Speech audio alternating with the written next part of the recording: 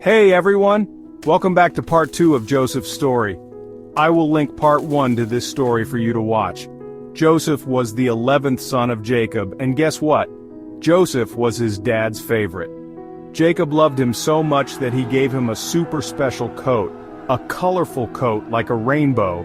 It was so beautiful that it made Joseph's brothers super jealous.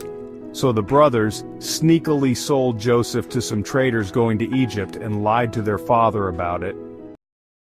So Joseph ends up in Egypt, and he gets sold to a man named Potiphar.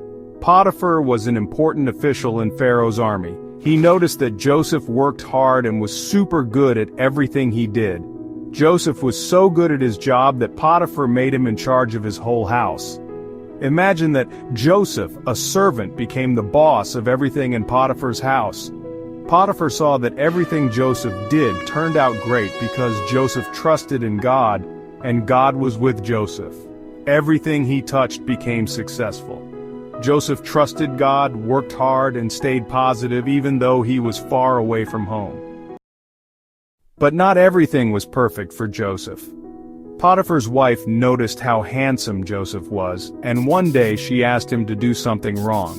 But do you know what Joseph said? Joseph said, "No way, I won't do anything wrong. I love God, and I want to honor him." He was such a good guy. But Potiphar's wife didn't like that, so she told a big lie about Joseph and said he had done something terrible to her. Joseph was thrown into prison even though he did nothing wrong. That was a tough moment for Joseph, but he kept trusting God. Even though Joseph was in prison, he didn't give up. He knew that God had a plan for him, so Joseph started to help other prisoners. He worked hard and became the prison keeper's trusted helper. One day, 2 of Pharaoh's workers, a baker and a cupbearer, were thrown into prison. They each had a strange dream, and guess what? Joseph could help them. He told them, "Don't worry, God can help us understand your dreams." Joseph told the cupbearer that in 3 days, he would be free again, and the baker, well, his dream wasn't so good. Sadly, he wouldn't make it out of prison. But Joseph told the cupbearer, "When you get out, remember me and tell Pharaoh about me." 2 years later, Pharaoh, the king of Egypt, had a really weird dream about 7 big fat cows and 7 skinny, sickly cows. Pharaoh didn't know what it meant, and none of his wise men could figure it out. That's when the cupbearer remembered Joseph. Pharaoh called for Joseph to come and explain the dream. Joseph was super brave and told Pharaoh, "God is the one who can explain your dream." Then Joseph told Pharaoh that the dream meant Egypt would have 7 years of plenty, lots of food. But after that there would be 7 years of famine, no food at all. Joseph didn't stop there. He also gave Pharaoh a plan to save food during the good years so that Egypt wouldn't starve during the bad years. Pharaoh was so amazed by Joseph's wisdom that he decided to make Joseph the second most powerful person in all of Egypt. Pharaoh gave Joseph his royal signet ring, fine clothes, and a gold chain. He even gave Joseph a chariot to ride in, just like a king. Joseph went from a prisoner to the second in command of all Egypt.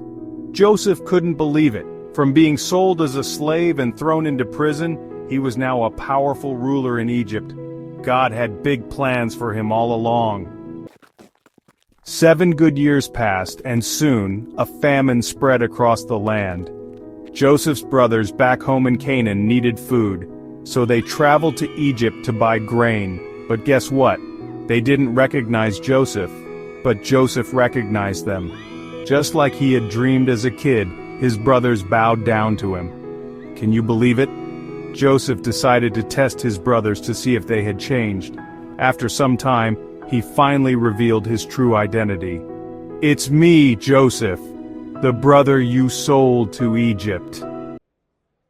At first his brothers were scared, but Joseph said, "Don't be afraid. God sent me here to save lives. What you meant for harm, God meant for good," and Joseph forgave them. He invited his family to come and live with him in Egypt so they wouldn't starve. Joseph's story is a big reminder that even when bad things happen, God has a plan for us. And in the end, everything worked out for good. Wow, wasn't that a crazy and amazing story? Joseph shows us that no matter what happens, we can always trust God and keep going. If you love this story, don't forget to hit that like button, subscribe, and ring the bell so you can hear more awesome Bible stories, and tell us in the comments what's your favorite part of Joseph's story.